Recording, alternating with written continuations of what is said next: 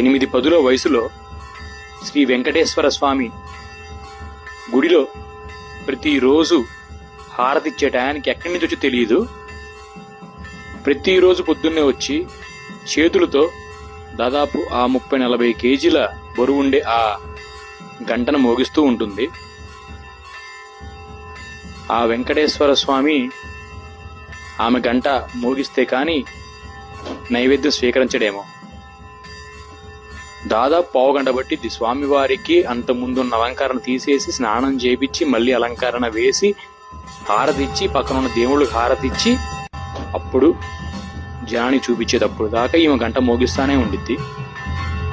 చూడండి ఆ భక్తి. తనకు తెలుసు ఈ కార్లు బంగ్లా కన్నా కూడా చనిపోయిన తర్వాత దేవుడు చూసేది పుణ్యం, దేవుడి మీద నమ్మకాన్ని మాత్రమే ఆయన ఆస్తిగా కొలుస్తాడని.